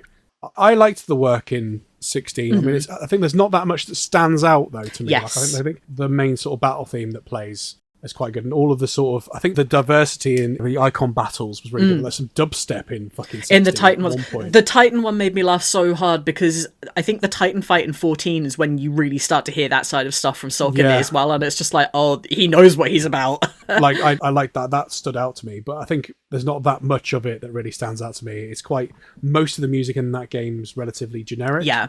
I did like that the victory fanfare done with the choir. I thought that was fucking sexy as fuck, that. Well, I can offhand think of about 5 titles from the 14 soundtrack that I think you'd probably really enjoy, so I might send them your way later. Well, of course you will. You just ruined my life there, Mol. Yeah. I'll just point out, though, we just talked about, I think you mentioned Mario Hoops on Hoops 3. Oh, the Mario Sports Mix. The Mario Sports Mix. It's just really, really interesting how he's credited alongside Koji Kondo, who is like... the god of game soundtracks. Like, it's like, I mean, he's happy with just that, isn't he? Like, yeah, I've done it, guys. Soken's got quite a good, an interesting, he's diverse by the looks of things. I do know that Alex Mukala got the chance to interview Sulkin one time, and I don't know if you've actually seen that interview, but it had me cracking up. I know at one point, I think Mukala asks, like, what was it like when you first joined Square Enix? What was the whole vibe like, and did you get to meet Uematsu? And I think Sulkin's response was along the lines of like, oh yeah, I was late for my first meeting with Uematsu. It completely tracks with everything that I know about Sulkin. Like, oh, I was late, but I still got the job. Yeah, fucking course you did. Because I'm so good at music, me. I'm such a basically he's in the good way. He's a punk, isn't he? He's like, I don't give a fuck. Yeah, I can dig that. Apparently he was born in Mexico. Yeah, it's bonkers, isn't it? We should just have like a Soken episode. episode. 'Cause this sounds really, sorry for my terrible pronunciation. But no, genres: rock, jazz, pop, electronic, video game music. Love it. Doesn't get any more diverse than that, really, does it? So a nice segue into the next topic, which I was actually going to talk about fan events and the fandom response, because obviously as an online game, it's hard not to really talk about the effect that it's had on the people that actually play the game. Now, have you heard of FanFest? Of course I've heard of FanFest. Of course you've heard of FanFest. So there tends to only be one every couple of years, and it's usually to coincide with the announcement of whatever the next expansion is going to be, and it's very, very hype. You know, I think there's one that's held in Europe, there's one that's held in America, there's one that's held in Japan, and then later on China and Korea also get their own separate FanFests because they have completely different servers. I was lucky enough to go to the last FanFest in North America. I had an absolutely fantastic time, even though the Las Vegas heat was mind-meltingly bonkers. I think it was 43 degrees, like one of the days there.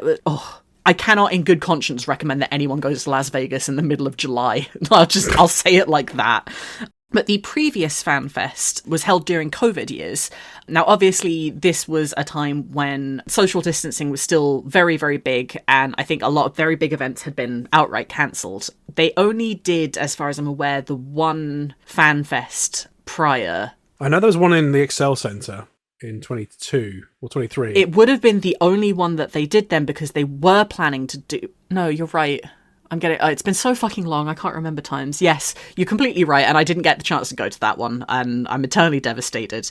But I think it was the FanFest that they held in Japan was very, very strange, because they held a small band thing, because they always do band performance there, but it was to a completely empty auditorium, which was just very, very strange to watch, and I'm sure was even stranger for them to play to. And this was on the final day of FanFest, and they ended their concert and it was fantastic. I was jamming along, and then they go, "We have a small announcement that we'd like to make."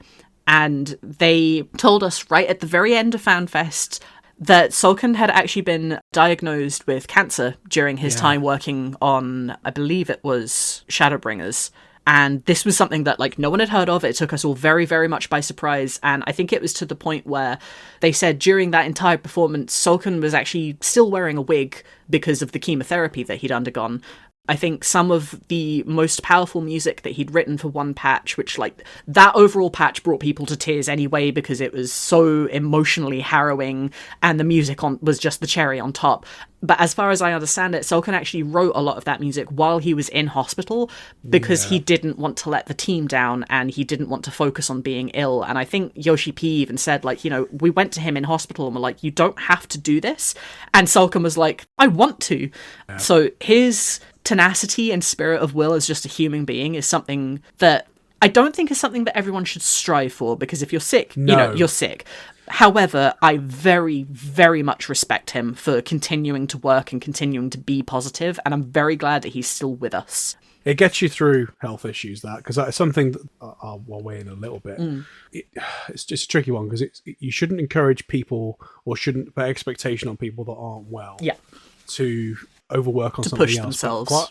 But from a personal level, like, it helps you get through it. I mean, I've never had cancer, but I've had some serious health problems in my past. And I know that focusing on something external to that got me through it. Yeah. I think, from the sounds of it, like, the fan appreciation of that has been great, and no one's, well, I can't imagine it from the sounds of it, anyone's put pressure on him or expected anything from him. No, not at all. I think genuinely the revelation was quite shocking to so many of us. You need to, in that situation, you need someone to tell you to reel it in once you've achieved something to get you away from that, I think. Yeah. I'm always conscious of glorifying people that have done things in spite of illness and stuff like that, because it's not something that should be necessarily encouraged, but it's also heartwarming when it happens, because it's like, you know what, even if the chips are down and my number's supposedly up, then I can do wonderful things. So what a nice man. Yes, genuinely, I would love to shake his hand. He seems like such a cool dude. Yeah, I didn't know that, by the way, so that's kind of added an extra level of coolness to me. I'll add in that I am aware of, I didn't realise it was the Primals at the time, but I'm aware of Alex McCalla and I believe it is Husky the Geek. Husky by the Geek. Husky by the Geek, yes. I always get confused at his screen name, because he has the Husky hat on and does covers online. Yes. Alex McCalla was also on stage with the. I know that they both appeared at the London one in 2023. Yes, and that was why I was so fucking devastated that I didn't get to see them. And that was a big thing for me, because obviously I'm a musician. I'm not like a professional musician, but I play guitar and I've sung in bands before, and I've flirted with doing YouTube covers online. Obviously not to the degree of Husky by the Geek or Alex McCalla, nowhere near, but. It's something that when I saw them do that, I thought that's the sort of thing I'd love to do with some music at some point. And I don't think it's beyond the sort of it's not something that's completely untouchable when these guys have broken down that boundary to do something like that. Again, there's they are both very, very, very, very good and professional musicians as well. So I'm not suggesting incredibly talented. That the entry point is low by any stretch of the imagination, but it's also, I think, it's something to speak to the culture of the fan base of including everyone. Yes. But also a really, really positive thing from essentially you've got a piece of media here. I mean, obviously gaming's very like this, but a piece of media like an MMO is built on a massive fan base, hence the term massive. So the fact that you can have someone that is obviously a fan of the genre and the game and the music, like being part of it, is something that really, I wouldn't say it changed me, but it had a big impact on me having seen that happen. Because I didn't go to Final Fantasy XIV FanFest. One, for me, and I'd be interested to hear your opinion on this. If it had been a Final Fantasy general FanFest, I'd have felt like I needed to go and be there. But because it was Final Fantasy XIV, I didn't feel like I was necessarily someone that could be included because I didn't play Final Fantasy XIV. Now, was wondering what your opinion on that was and whether I'd be an outsider or whether it would be worth me going to something like that in the future if I don't play the game. Because I probably will end up playing this game at some point now. But I'm just thinking, just for anyone listening that may feel like they're not welcome, if that makes sense. I think it's very much down to what you as an individual are willing to put in. I think for the most part, it's not that it wouldn't be a welcoming space, but it does focus on 14 instead of other games. So if you're not interested in 14 or you don't have the experience, then it might not be for you just because of the nature of everything that they discuss and because of whereabouts the game is. If you're not caught up with the current expansion, then there might well be spoilers that you want to avoid, or you might not understand specifically what they're talking about. Having said that, the last FanFest was still a lot of fun. There were many events that we could take part in. It wasn't like lavishly decorated the way that, say, the Chinese FanFest was, and I'm very, very jealous of the way that the Chinese FanFest was decorated. Like, they went all out, and in America, I think there was maybe a tenth of what they got. We were very jealous. But it's still a really nice sphere to talk to other people who are fans of the game, and chances are, if they're, we've spoken about this earlier, but if they're a fan of one game, then they might well have played others. I would say, however, the costs is probably the other limiting factor. If you're not as into it, you're not very likely to drop £150 on a ticket, but there is still going to be other meetups that you could go to. So it's a difficult question to answer, that one. Yeah, no, that's cool. I mean, I just thought I'd raise the question. I mean, it's probably the best answer you could come up with. I just wanted to make sure that I don't think now, having had this conversation and talking to you, that I'd probably feel like I could go. I suppose is complimenting you, but also I think adding to the fact that I'd imagine that they clearly want this world to be as vast as possible. I think it's not necessary.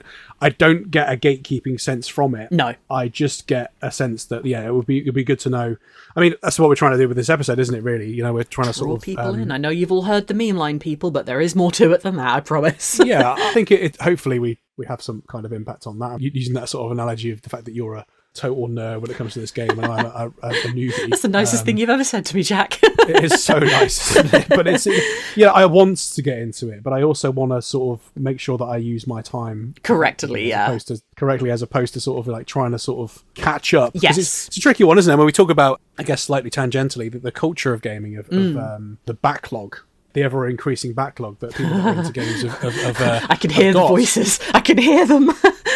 And one thing I've thought recently with this kind of stuff is that what I love about a lot of media that I've got into over the years is that there almost is an unclimbable mountain. For example, Final Fantasy, when I first got into Final Fantasy and I was looking at it in games magazines, the fact there was like, oh my god, this is the 8th Final Fantasy, and you had to dig and find out what happens to the first 6 at the time for us in Europe, and there was mystery around it, and there was this almost like impossibly large sphere of stuff to look at. I think when that's done correctly when it's done right, in my opinion, that can be quite exciting, and the feeling that there's an endless supply of stuff to dig into is actually refreshing. I think sometimes, and I don't think this is by design, sometimes it can be with people that want to gatekeep. Yeah. I think sometimes it can be overwhelming because you feel like you need to absorb absolutely everything to be considered a fan or fit in, which is, I think, is kind of the reason I was asking the question, because going back to that point I was making there about a backlog, you know, with an online game, if you want to try and get into it, the backlog essentially becomes infinite then, because it's an online game. You know, it's oh my god, I've got to play all the expansions. Oh my god, I've got to go and find the old version of the game and dig it up, so I feel like I'm on the same level as everyone else. I think that's completely get where you're coming from. I mean, when I first started, the second expansion had released, and essentially the way that these games work is you'll have the base expansion, which is your main thing, and then they'll have 5 story patches before they lead into the next expansion, which is, there's about a 2 years delay between each expansion, but, you know, for the most part, there's a wait between each. I didn't catch up until almost the second story patch of the second expansion was about to drop, and I remember at the time being like, fuck, I've got to really hurry up, I've got to like be on content, I need to know what and I think it was one of my best friends at the time was like, you know, it's not going anywhere, right? I had to stop and be like, yeah, I could log out and not play this game for 5 years, and I could come back and all this content would still be in exactly the same place. And sure, they might have tweaked some things here and there. They might have changed some of the original Realm Reborn plot, trimmed it down just so that it was a bit easier for players to actually engage with. It wasn't quite as long as it used to be. And that's not necessarily a bad thing. You know, it's a shame that you don't get to experience it exactly the same way as it released now, but if they make it easier for newer players, then that's not bad. I can't condemn that in any sense of the word. So I think it's very important for anyone that hasn't played 14 before and is overwhelmed by it. You can just take it a day at a time. And it really helps that A Realm Reborn and the first 2 expansions are completely free. There is no subscription needed for however long it takes you to get through those games. It's only after that point that you were required to pay a subscription. And this is, you know, we're talking 40 to 60 hours of game per expansion. So that's a lot of gameplay that you can take at completely your own pace until you get to the point where you need to have a financial tie to this game, which I think is really good of them. It's really interesting as well, because we've just spoken about being included and gatekeeping a little bit there and stuff like that. And one thing that I've, I guess, learned while we've been doing the podcast, and it's something that we, I guess, spoke about before we decided to start doing this podcast. I don't want to put words in your mouth, but I was certainly concerned I wouldn't know as much about certain things. Yes. I don't know whether you necessarily felt the same, but I remember thinking, oh my god, am I an imposter in some of this stuff? But actually, a lot of the games we've spoken about, when we've started the episode by talking about our, you know, what's our personal history with this game, we can both talk about, even if we haven't played the game until 15 years later, we can both talk about the, I guess, the cultural significance or remembering back to, even if, for example, we hadn't read a magazine or looked at some stuff online and fan stuff around the particular game, we could talk about other stuff that was happening at the same time. Yeah. It was almost like you just said there about, you know, the game will always be there. Like, the way I view a lot of stuff is that the game, it will be new to me the first time I play it. And I found that from playing some games that are 20, 30 years old that still stand up, I feel the same way. I've recently been playing Resident Evil 4, the new remake of Resident Evil 4. Now, Resident Evil 4 is a big gap in my gaming repertoire. I've never played Resident Evil 4. I've got it on every system, and I have played... And I have played the, and I have played it on, like, the first, 10 minutes, several times, so I've not played it. But, having said that, I was big into the GameCube when the GameCube came out, and Resident Evil 4 was a GameCube fans, no, this isn't for kids, and there was such a massive push in, Nintendo magazines for Resident Evil 4 and how significant it was graphically, how significant it was gameplay-wise, and how influential it was on pretty much every action game that came out afterwards. So I feel like I'm part of that, because I was there when that was happening and I was excited for it. So if that makes sense, so it's almost like I'm filling in the gaps by playing the game now. I don't feel like I can't talk with any sense of, not authority, but I don't feel like if I were to turn around and play Resident Evil 4 and understand it and experience it, if I was then to speak to someone that got involved with all that and played the game 15 years ago, I don't feel like I'd be any different, if that makes sense. Have you played Resident Evil 4? I haven't, actually, no. I'm too much of a wuss to play any horror games myself. I think I've told the story of my playing Resident Evil 3 on our episode with Amy. That was as much Resident Evil I've ever played. Well, that's something to look at some point in the future, isn't it? Just to, maybe have a stream where you're being terrified of Resident Evil. You're so cruel to me. Well, I'll be terrified as well. Oh, that's fine then. I'm sure. But no, I just thought, use that as an example. What I'm all about, and again, without wanting to put words in your mouth, I'm all about removing gatekeeping when it's unnecessary. Yes. Because, the more the merrier, talking about this stuff and celebrating this stuff. No, absolutely. That's peripheral to the games themselves. I think that 14 as an online experience, it's unique in the sense that these fan fests are sort of like an extension of the world. I mean, you can say that about any event for any game, but I just think that what I'm trying to say is that because you're putting yourself into that, you're creating your own character. It's sort of has a different dimension to it, I think, The community itself has actually been really good at extending that as well. Again, Alex McCalla, I want to say it was only a year or so back, which means it was probably closer to about 3 years back now. But 2010, yeah. Yeah. I think it was in the wake of Endwalker ending. McCalla actually put together a collaborative video where he asked people to record themselves singing different parts of a chorus and splice them all together. And I have no idea how long it took him. I have no idea how many people were actually involved, but it turned into a massive worldwide choir. And it was one of those things that, like, it brought me to tears when I watched it, because it's like, this is what I want community to be. This is what I want with other people. I want to join in with them. I want to have fun. I want to experience that same love, and I want to just fit in. And 14 has been a really, really good place to do that. So Alex McCalla, I was stood next to Alex McCalla at our first quiz. I didn't speak to him because I was a total wimp at that point. Though I have emailed Alex McCalla back before this podcast and asked him if he wanted to come on my podcast at the time. And what I will say is that he replied and said, "No, I'm busy, but good luck with the podcast." And quite a lot of the time, you ask people to be on something and they're not going to come on it, they just don't respond. So it was I remember like being quite, okay, that's cool that he's taken the time to say, "No, I'm busy, but best of luck." I really like that. Yes. That's to me, that speaks volumes of someone's character. I'm not necessarily having a pop at anyone that doesn't reply because people are busy, but I do like that he's gone that extra mile on something he didn't. He seems like a very down-to-earth and personable person. He's also the snappiest dresser I've ever seen. Yes, I wish I had half as much fashion sense as Alex. I remember when learning that Ben Starr and Alex McCalla were going to be at that event, that I dressed up a little bit better. If you remember, I was wearing like a waistcoat. If you remember, that went out the window at the next quiz when I was just wearing like whatever. I had no idea that was because of that. That's exactly why. Because I didn't want to be completely. I thought, you know what, I'm going to like try a bit more.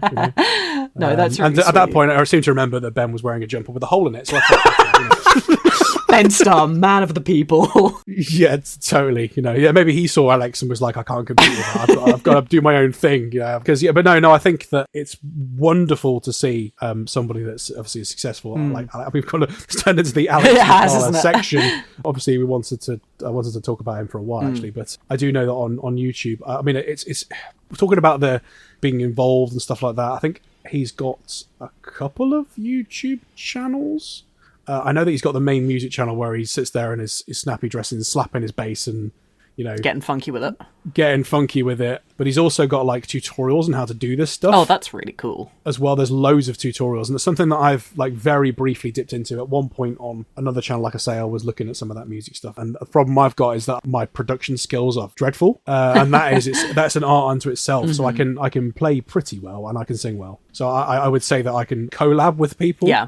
But my production is so crap that the amount of time I'd have to put into it isn't really worth what I'd get out of it. Yeah, that's fair. But it's nice seeing people that are putting these tutorials in place to try and get people up to that level. Because I'm sure I could if I spent the time. Again, it's like Final Fantasy XIV and digging into it. How do I avoid the waste of time bear traps and stuff like that? I guess what final thoughts is that this is a topic we could come back to more specifically and specific things at some point if you'd like to. I would love if you were to turn around and like dig into some of these specific areas if you wanted to do this. Oh, I would be more than happy to. I think it's worked quite well with you being the knowledgeable person and me asking questions. I'm glad that worked. I'm not surprised it did, but I think that maybe if we could do it about specifics down the line, it'd be really cool. Yes. And it would be really nice to hear what people thought as well. Yes, absolutely. If there's any 14 players out there that I've fantastically fucked something up, by all means, tell me I'm wrong. I'd love to be corrected because it has been a while since I've refreshed my memory on some of these things. Here's time for me to get everything wrong in the quiz. So, as we usually do with our guests, today Jack is my guest, and I've put together a little loving quiz for him. Now, This is only intended to be a fun thing, because I know that you don't know very much about 14 at all, and that's more I know you're going to get these all wrong, Jack, so I'm just giving you a way out now, is what you're saying. Yeah, pretty much. So I've spoken previously about how 14 is a really big throwback. It's a Final Fantasy theme park. Obviously, this means there's so many returning things, and this is inclusive of summons as well. In some form or another, Eidolons, Aeons, summons, whatever you want to call them, a lot of them have returned in some form or another in 14. Some of them have even made it as bosses in their own right, which is to mean a specific duty that is assigned to them, as opposed to being a mini-boss in a dungeon. So my quiz for you is I'm going to list a couple of summons, and you have to guess whether or not you think they are main story necessary trials. For fuck's sake. Or if you think they're only mini-bosses in this game. Okay, go on then. So up first, we have Ramuh. Ramuh's got to be main story, surely. That's correct. Honest to God. I mean, like, he was like one of the OGs, and yeah, Final Fantasy XV, he was like look how good Ramuh is. Anyway, yep, that's right. Ramuh is he's bigger than the sun. He's pretty big. His beard is almost as big as his entire body in this game. It's pretty impressive, actually. I'm really not kidding. Of other summons of note from the Realm Reborn area is Ifrit, Titan, and Garuda. I believe originally Leviathan was meant to be in that original lineup, but I believe there was a tsunami that coincided with the release of Final Fantasy XIV, so they kind of rejigged things around. Leviathan does make an appearance, but later in the story. So the next one for you, the Warring Triad from Final Fantasy VI. I reckon that's going to be like secondary. Correct. That's optional content. You get to fight each one of them individually. They all have their own theme music, their own mechanics. The goddess will knock you off the platform if you're not paying attention. God, I hate bosses that do that. What about Final Fantasy X, Anima? Ooh, that's interesting, because Anima, it's not secondary in Final Fantasy X, but getting Anima in your party is secondary. But also Final Fantasy X is a bit of a fan favourite. Yes. So I'm going to say in the main quest. Ooh, okay. This one's technically a trick. It is something that you have to do, but it's at the end of a dungeon. I'll give you a half point for that one. Half point. That's Anima, the very weird design. Oh, yeah, and it's rendered wonderfully. You get the chance to be pulled into Anima's other dimension and fight the lower half of it, which is horrific, as you might imagine. Yes. Scary. Scary stuff. Next up, the Warrior of Light. I reckon that's main line. Correct. You're good at this for not knowing any of these. Well, I know, but like, I mean, it makes sense surely if they're going to bring the Warrior of Light in, that it has to be a big event type thing. Yes. Just thinking of things like that one is the final trial of patch 5.3, which came out in the middle of COVID and reduced us all to tears. This was also set to the track that Sulkin composed while he was in hospital. Banger of a track. I think it has Jason Charles Miller on vocals. He actually returns in Endwalker and also did vocals for Metal Gear Rising Revengeance. Of course he did. Right, 2 more left. Odin. Do you think Odin is necessary to fight? Or not? Ooh. Odin, apart from in Final Fantasy XIII, as far as I'm aware, Odin's always been optional. So I'm going to say Odin's optional. Correct. Yeah. I might have got that wrong, by the way, with Final Fantasy he's the only one, but he's not. He's always a bit of a secondary, you've got to look for him. So Odin's actually a fun one. He is an optional trial, which was quite difficult, that you can fight with 8 people, or you can find him on the overworld as a random boss. Just walking around with his horse. Right? Yeah, pretty much. And Odin's appearance changes every time you see him on the overworld, because whoever defeated him last sits on the horse, which is really cool. He's fucking difficult, though. I've never seen that Odin change, to be honest. Odin is either... This is an interesting thing, because Odin as a boss battle is either the easiest battle in the game or the fucking hardest battle in the game. Final Fantasy VIII, piece of piss. Final Fantasy XIII, it's not a piece of piss in Final Fantasy XIII. I like Odin's... I think it's Odin's sword in Final Fantasy IX, where you can... Yeah. Because the idea is he uses the insta-kill ability. You can get an ability that lets you do just random damage or a certain amount of damage with Odin in Final Fantasy IX. He's a baller. I don't really like his design in Final Fantasy IX. No, that's a shame. How many legs does his horse have in 9? Because the horse has a varying amount of legs. A million. I think it's like 4. I think it's a normal horse in Final Fantasy IX. Oh, that's boring. Honestly, I don't like his. I think his design in 8 is just so good. Yeah, that's what I think of when I think of Odin, to be fair. I think 8 is his best design, but then when he comes back in 9, I think I was just petrified by the scene where he blows Clara up. That scared me as a kid. Okay, and our last one, Shinryu, who's made appearances in 5, 9, and 10. Well, 9's kind of an outlier because the Nova Dragon doesn't really look like Shinryu, but it is Shinryu, so... It's Shinryu, isn't it? I reckon that's going to be optional as well. Surely Shinryu's got to be optional. I'm afraid you're wrong in this one. Wow. Shinryu is the final boss fight of the expansion Stormblood, and it's a fucking cool fight. Yeah. It's so cool. Right. Oh, that's really interesting. It also ties very nicely in with the being chased by Omega. It leads not directly into the Omega weapon storyline, but those two are very definitely connected. Of course they are. And by the way, the Omega questline, fucking brilliant. Stormblood has it all. It has Evilus, it has Omega, it has Shinryu. What more do you fucking want from me? Anyone who says Stormblood is bad can suck me. And I'm having that on record. Whoa. I'm just thinking about Memoria and or Memoria, whatever you want to call it. Memoria in Final Fantasy IX, where you do fight the Nova Dragon and then you fight Death Guys later. And how every time I go in there, I think of flipping Nirvana, Come As You Are. Every time I walk around it.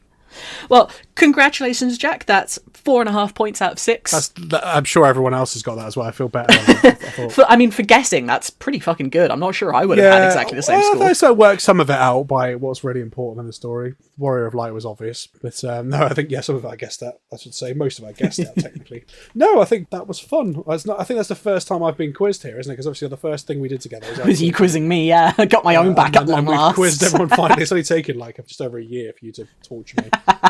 It's fine. It's good. We're good. But no, I enjoyed that. That was fun. Nice to be on the other end of it for a change. Well, yes, I think that's probably going to be it for us today, talking about Final Fantasy XIV. So whereabouts can we find you online, Jack? You can find me on Blue Sky, JackieBoy34, and Twitter-ish for messaging, maybe. And we're obviously on YouTube as EXP Required or EXP Podcast, and also Spotify if you want to listen. Yes. How about yourself? Yes, I can be found at Adramalek on pretty much everything that I have a social media account on, which at the moment is only Blue Sky and Twitter, neither of which I'm particularly active on. And we also do have EXP Required on Blue Sky and Twitter as well. Come check us out. Brilliant. Cool. Everyone, see you later. Thank you for listening. Thank you very much. Bye-bye.